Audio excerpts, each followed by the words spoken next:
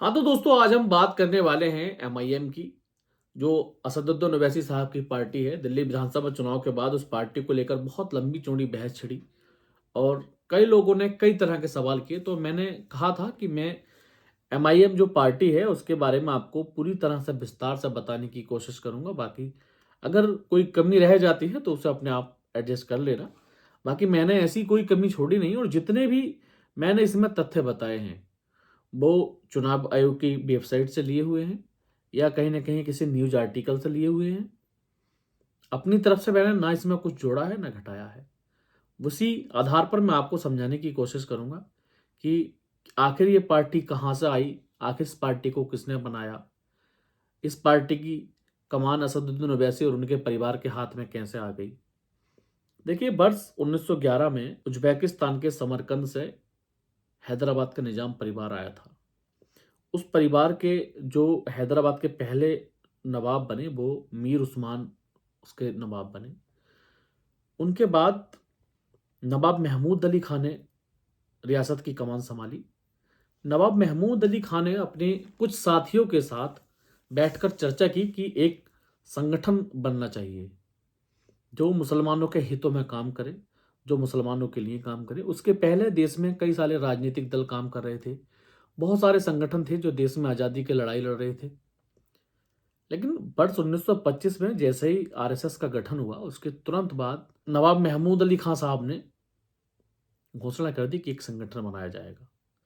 उन्होंने अपने बहुत ही वफादार सिपाही बहादुर जंग यार खान को इसकी जिम्मेदारी सौंपी और बहादुर यार जंग ने एमआईएम नाम के एक संगठन को खड़ा किया जिसका नाम मजलिस इत्तेहाद मिल्लत मुस्लिमीन उस वक्त रखा गया था। संगठन धीरे धीरे आगे बढ़ता रहा, काम जो थे वो होते रहे। देश में कांग्रेस अपने नेताओं के साथ आगे आगे बढ़ रही थी धीरे धीरे। कांग्रेस देश को जोड़ने की बात करती थी, देश की आज़ादी की बात करती थी।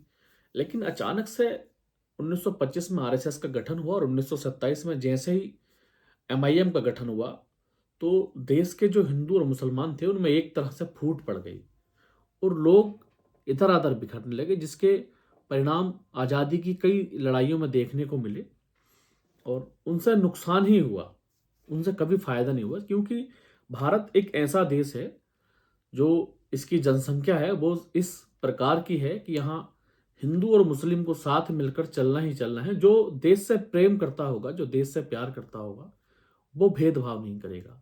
ये बिल्कुल सत्यता है।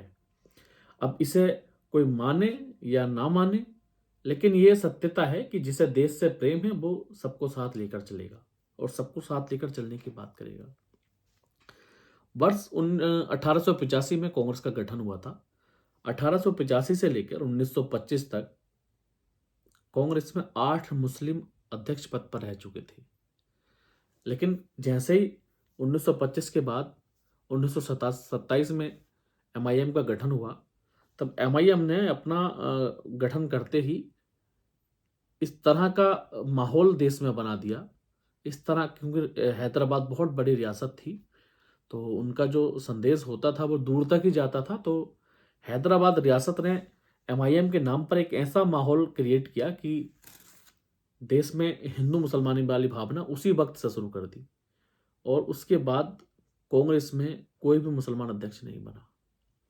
जहां एक इतनी बड़ी पार्टी के अध्यक्ष बना करते थे, आज एक संगठन के कार्यकर्ता बनकर मुसलमान रह गए थे एमआईएम के बनने के बाद। एमआईएम के मकसद को लोग समझने में कामयाब नहीं हो पाए। एमआईएम का जो मकसद था, निजाम परिवार ने जो अपने इस्तेमाल के लिए संगठन को बनाया था, उनका कहना था कि वो हैदराबाद को एक अलग से मुस्लिम स्टेट बनाना चाहिए। ये मुमकिन नहीं था क्योंकि हैदराबाद के जो आसपास की आबादी है वो हिंदू आबादी है। ऐसे में बीचों बीच किसी मुस्लिम स्टेट को पूर्णता प्रदेश का दर्जा या पूर्णता दर्जा कैसे दे दिया जाएगा। इसी बात को लेकर आगे दूसरी कहानी में बताऊंगा। लेकिन यहाँ से जो सिलसिला एमआईएम का शुरू हुआ वो चलता रहा और वर्ष 1944 में बहादुर यार जंग की अचानक से मौत हो जाती है। इस वक्त तक असदुद्दीन ओवैसी साहब के जो दादा थे अब्दुल वहीद ओवैसी साहब, वो एमआईएम से जुड़ चुके थे। अब्दुल वहीद ओवैसी साहब के एक दोस्त थे कासिम रिजवी। अब्दुल वहीद अंसारी साहब एमआईएम से जुड़ चुके थे। निजाम घराने के बहुत ही करीबी कासिम रिजवी साहब के वो मित्र हुआ करते थे। कुछ दिनों के बाद पता चला कि बहादुर यार जंग को किसी ने हुक्के में जहर दिया है, जिसकी वजह से उनकी मौत हुई। खैर, बहादुर यार जंग एमआईएम के संस्थापक थे। भले ही उसका सपोर्ट निजाम परिवार ने किया था, लेकिन संस्थापक उसके बहादुर यार जंग ही थे। बहादुर यार जंग की मौत के बाद एमआईएम की का जो नेतृत्व था वो निजाम परिवार के पास पहुंच गया और निजाम परिवार ने उसका नेता कासिम रिजवी साहब को बना दिया। कासिम रिजवी उस वक्त जो निजाम परिवार की अपनी सेना थी, जिसे रजाकार कहा जाता था, उसके सिपह सालार थे, उसके वो नेतृत्व करता थे और उसे वही ट्रेनिंग देते थे और उन्हीं के आदेश पर वो सेना काम करती थी। निजाम परिवार ने अपनी सुरक्षा के लिए, अपने राज्य की सुरक्षा के लिए अपनी एक अलग से सेना बनाई हुई थी, जिसमें हथियारबंद लोग शामिल थे। ये देश के पहले ऐसे निजाम थे, देश के पहले ऐसे नवाब थे जिनके पास हथियारों वाली सेना थी। वर्ष 1947 को हमारा देश आजाद हुआ, लेकिन निजाम परिवार और निजाम परिवार के सिपाहसालार कासिम रिजवी अपने संगठन एमआईएम और रजाकार सिपाहियों के साथ लगातार हैदराबाद को एक मुस्लिम राज्य घोषित करने के लिए संघर्ष कर रहे थे। वो अपनी रियासत को भारत में विलय नहीं करना चाहते थे। अभी तक सभी ऐसा चल ही रहा था कि हैदराबाद रियासत में रहने वाले कुछ गांवों ने इस बात को लेकर विरोध किया कि हम देश इतने दिनों के बाद आज़ाद हुआ है तो हम देश में शामिल होना चाहते हैं और हमें छूट दी जाए कि हम देश के साथ रहें या देश के साथ जाकर खड़े हों। निजाम परिवार जो बहुत पहले से अपनी प्लानिंग बनाकर चल रहा था कि क्योंकि रजाकार बंदूकधारी संगठन और एमआईएम का गठन ये सब सिर्फ इसीलिए था कि एक अलग मुस्लिम राज्य वो बनाएंगे। ऐसे में जब निजाम परिवार को पता चला कि कोई गांव है जो इस तरह की हरकतें कर रहा, तो उन्होंने अपने जो सैनिक थे, उनके रजाकार सैनिक जिनका नेतृत्व कासिम रिजवी करते थे, उन्हें आदेश दिया। और इतिहासकार नूरुद्दीन खां के मुताबिक 27 अगस्त 1948 की रात को निजाम परिवार के सेना को लेकर कासिम रिजवी भैरनपल्ली गांव में घुस गए और उन्होंने वो नरसंहार वहां किया कि लोगों को लाइन में खड़े कर कर गोली बचाने के लिए एक ही गोली से कई लोगों की हत्या कर दी। इस हत्याकांड में लगभग 118 लोगों की जान गई। आजाद भारत का सबसे पहला नरसंहार यही था जिसमें इतनी बड़ी संख्या में लोगों की जान गई थी। इतनी मुश्किल और दुविधा से जो देश आज़ाद हुआ हो, उसमें जब इस तरह की कोई घटना हो जाए तो जाहिर सी बात है कि देश की आज़ादी की लड़ाई लड़ने वालों लोगों के लिए ये बहुत बड़ी तकलीफ की और परेशानी की बात होगी।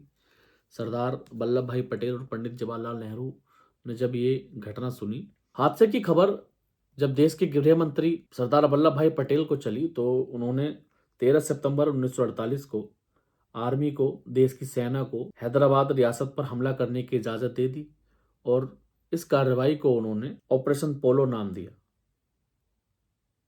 इस ऑपरेशन के तहत जब सेना हैदराबाद निजाम के दरवाजे पर पहुंची तो 5 दिन तक लगातार संघर्ष जारी रहा और 5 दिनों के बाद भारतीय सेना को विजय प्राप्त हुई। निजाम परिवार को शर्तों के साथ रखा गया और कासिम रिजवी को गिरफ्तार करके जेल भेज दिया गया।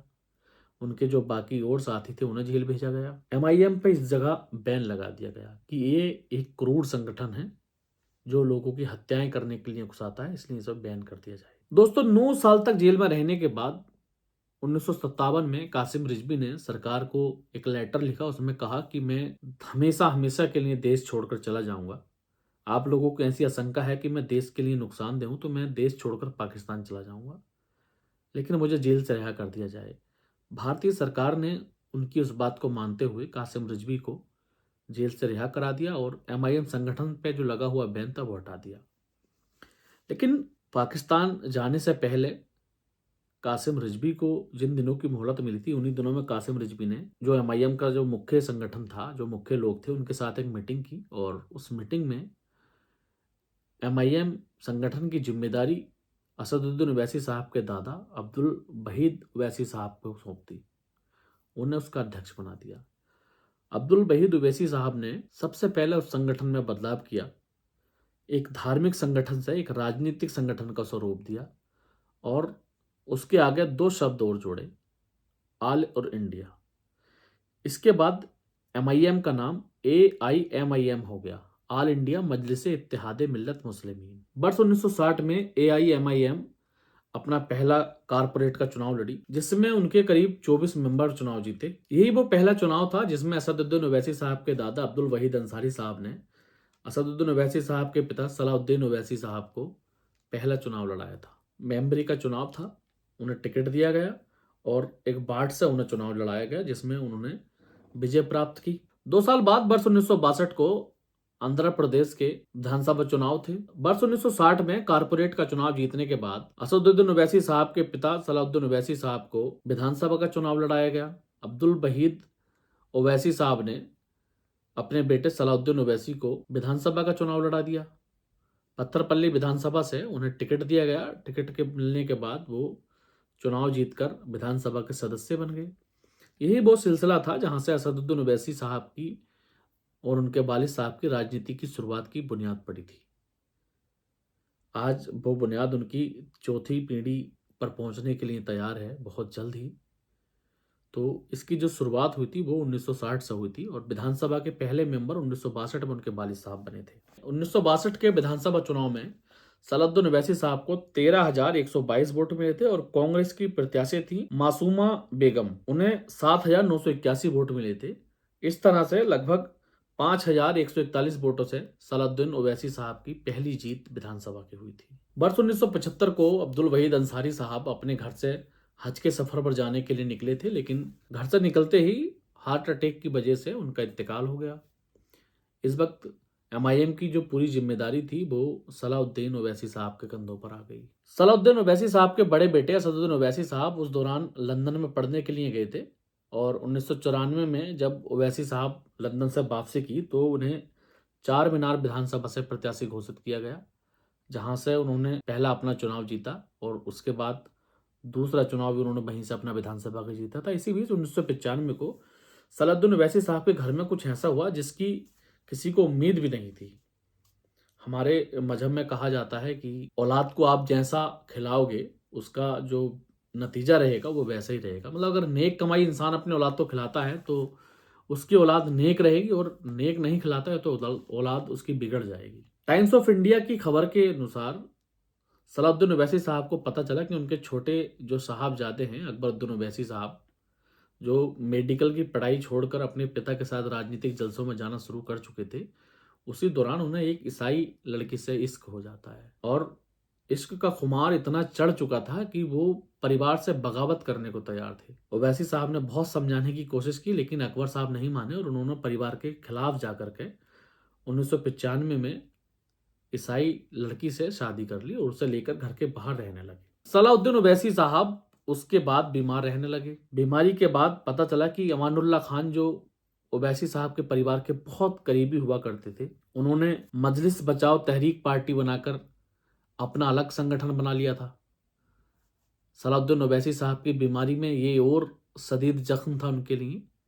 ऐसे में उन्होंने अमानुल्लाह खान को हराने के लिए एक ही रास्ता सूझा, अकबरुद्दीन ओवैसी। उन्होंने किसी के द्वारा अकबर साहब को बुलवाया क्योंकि अमानुल्लाह खान MIM के सिंबल पर 5 बार से चंद्रयान गुट्टा विधानसभा है जिससे आज अकबर साहब विधायक रहते हैं, उसी से 5 बार विधायक रह चुके थे। ऐसे में जब उन्होंने अपना राजनीतिक संगठन बना लिया तो कहीं ना कहीं सलाउद्दीन साहब को भी लगा होगा कि अगर ये अपना राजनीतिक संगठन बनाकर चुनाव में जीतने में कामयाब हो गया तो इसका तो संगठन चल ही जाएगा फिर, इसीलिए यहीं इसके चुनाव को खत्म करना जरूरी है। तो उन्हें इसके लिए एक ही विकल्प नजर आया, अकबरुद्दीन ओवैसी। उन्होंने अकबर साहब को घर बुलवाया और उनसे समझौता किया, उनकी बीवी को इस्लाम कबूल कराया और अपने घर में रहने के लिए उन्हें जगह दी। इस वक्त तक अकबर साहब के एक बेटा हो चुका था। खैर यहाँ ये कहना बिल्कुल गलत नहीं होगा कि सलाउद्दीन ओवैसी साहब एक अच्छे राजनीतिक थे। अपने प्रतिद्वंदी को हराने के लिए, अपने मुखालिफ को हराने के लिए बेटे के साथ इतनी बड़ी नाराजगी को उन्हें भुलाने में एक लम्हा भी नहीं लगा और पूरा परिवार एक साथ होकर खड़ा हो गया। सलाउद्दीन साहब का हिसाब लगाना सही था क्योंकि उनके बड़े बेटे पहले से ही चार मीनार विधानसभा से विधायक हैं। ऐसे में अगर अमानुल्लाह खान अपनी पार्टी के बैनर के तले चुनाव जीत जाते हैं तो जाहिर सी बात है कि इनका राजनीतिक नुकसान था। अकबरुद्दीन ओवैसी ने जब आकर अमानुल्लाह खान के खिलाफ चुनाव लड़ा तो उन्हें इतने भारी वोटों से चुनाव हरा दिया कि दोबारा वो पार्टी कभी उठ ही नहीं पाई। ना अमानुल्लाह खान की राजनीति उठ पाई, ना उनकी पार्टी उठ पाई। ठीक वैसा ही आज असदुद्दीन ओवैसी साहब भी करते हैं, जैसा उनके वालिद साहब ने 1995 में किया था, वैसे ही आज असदुद्दीन ओवैसी साहब भी करते हैं। वर्ष 2017 का मुझे उत्तर प्रदेश का विधानसभा चुनाव याद है। पीस पार्टी के राष्ट्रीय अध्यक्ष डॉक्टर अयूब सर्जन साहब खलीलाबाद से विधायक थे और असदुद्दीन ओवैसी साहब ने उनके सामने एक प्रत्याशी उतारा, मुस्लिम प्रत्याशी उतारा, और उसके लिए 3 रैलियां की और 2 रोड शो की। डॉक्टर अयूब साहब को हराने के लिए हर वो संभव कोशिश असदुद्दीन ओवैसी साहब ने की, जो उन्हें उस वक्त मुझे लगता है शायद नहीं करनी चाहिए थी। क्योंकि कोई अगर मुस्लिम संगठन चल रहा है तो तुम्हें उससे दिक्कत क्या है? अगर सलाउद्दीन ओवैसी साहब अमानुल्लाह खान के खिलाफ अपने बेटे को नहीं उतारते, तो अगर अमानुल्लाह खान चुनाव जीत जाते तो आपको उससे दिक्कत क्या थी? भाई, एमआईएम ने तो अपना एजेंडा शुरू से लेकर आज तक यही बताया है कि हम मुसलमानों के हितैषी हैं, हम मुसलमानों का भला चाहते हैं। तो ऐसे में अगर अमानुल्लाह खान या डॉक्टर अयूब चुनाव जीत के विधायक बन जाते हैं तो फिर यहाँ मुसलमानों का नुकसान क्या है? तो कहीं ना कहीं तो कुछ झोल है, कहीं ना कहीं तो कुछ गड़बड़ है भाई। चलिए आगे मैं आपको बताता हूँ। असदुद्दीन ओवैसी साहब उसके बाद सांसद बन गए और अकबरुद्दीन ओवैसी साहब उसी दिन से चंद्रयान गुट्टा विधानसभा से लगातार विधायक बनते आ रहे हैं। शायद 6ठी बार वो विधायक है वहां से। वर्ष 2011 से जब बीजेपी ने अपने चुनावी बिगुल फूंक दिया और देश में वो लोग काम करने के लिए निकले 2014 के लोकसभा इलेक्शन के लिए, उसी वक्त असदुद्दीन ओवैसी साहब भी हैदराबाद से निकलकर अपना दायरा फैलाने में लग गए। सबसे पहला उन्होंने चुनाव लड़ा हैदराबाद के बाद, जो सबसे पहला चुनाव उन्होंने 50 साल के बाद लड़ा, वो चुनाव लड़ा महाराष्ट्र की नांदेड़ नगर निगम से। 81 मेंबरों वाली इस नगर निगम में असदुद्दीन ओवैसी साहब ने पूरे 81 मेंबर अपने लड़ाए, जिसमें से महज 8 मेंबर उनके चुनाव जीते और बाकी बुरी तरह उसमें हारे। बात यहाँ ये नहीं थी कि उनके एमआईएम के जो मेंबर्स लड़ रहे थे उनसे फर्क क्या पड़ता है। यहाँ दिक्कत इस बात की थी कि उनके जो भाषण और बयानबाजी होती थी, उसके जो विरोध में, उसके जो काउंटर में लोग जाते थे, वो सबसे बड़ा नुकसान होता था। आज भी वही है पॉलिसी, 2 सीट लड़े 4 लड़े, लेकिन जुबानी जंग जारी है। तो अब क्योंकि सोशल मीडिया का जमाना है तो अब ज्यादा चीजें जल्दी फैल जाती हैं, उस वक्त देर से फैलती थी, लेकिन फैलती उस वक्त भी थी। फिर औरंगाबाद में ओवैसी साहब ने 113 मेंबरों वाली नगर निगम पर अपने प्रत्याशी खड़े किए और महज 24 प्रत्याशी इनके जीते। यहाँ भी बुरी तरीके से हार हुई।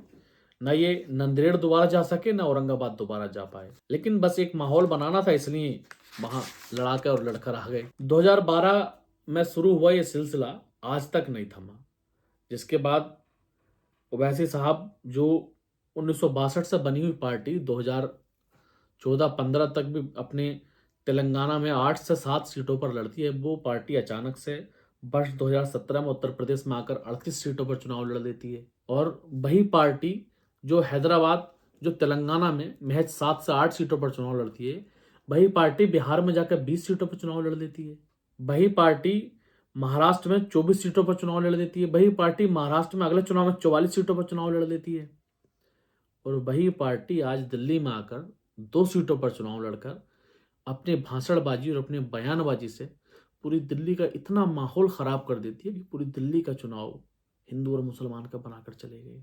2021 के दिल्ली दंगों का दिल्ली के चुनाव में शुरुआत में कोई असर नहीं था, लेकिन असदुद्दीन ओवैसी साहब ने सिर्फ मौका देने के लिए ताहिर हुसैन और सिफाउर रहमान को टिकट दिया, जबकि वो चाहते थे किसी और को प्रत्याशी बना सकते थे। वो भी जानते थे कि ये लोग नहीं जीतेंगे, लेकिन इसका उन्होंने डबल फायदा इसलिए उठाया कि एक तो ताहिर हुसैन और सिफाउर रहमान साहब दोनों ही पब्लिक की नज़र में मजलूम हैं, परेशान हैं, लेकिन दूसरी जो पार्टी है, दूसरे जो वोटर्स हैं, उनकी नज़र में दोनों दंगाई हैं। इसलिए उन्होंने जब देख लिया कि हाँ, मुसलमान राजनीति जो कर रहा है वो अपनी पार्टी के दंगाइयों के लिए भी खड़ा है, ऐसे मुंह क्या सोचना चाहिए, तब उन्होंने सोच समझकर बहुत वोट किया है।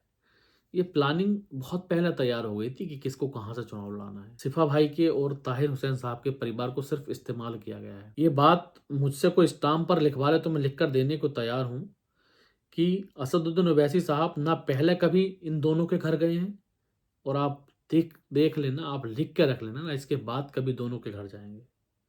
ना उनके बच्चों से मिलेंगे, ना उनसे जेल में मिलने जाएंगे, क्योंकि उनका जो काम था वो यहीं तक था। उन्होंने अपना काम कर लिया, बस बात खत्म हो गई। ना उन्हें कल हमदर्दी थी, ना आज हमदर्दी है, ना कल हमदर्दी होगी, क्योंकि ये इनकी दुकानदारी है। लोगों के जज्बात को बेचकर, उनकी आंसुओं को बेचकर ये अपनी दुकान चलाते हैं। तकलीफ इस बात की होती है कि हमारे लोग नहीं समझ पाते।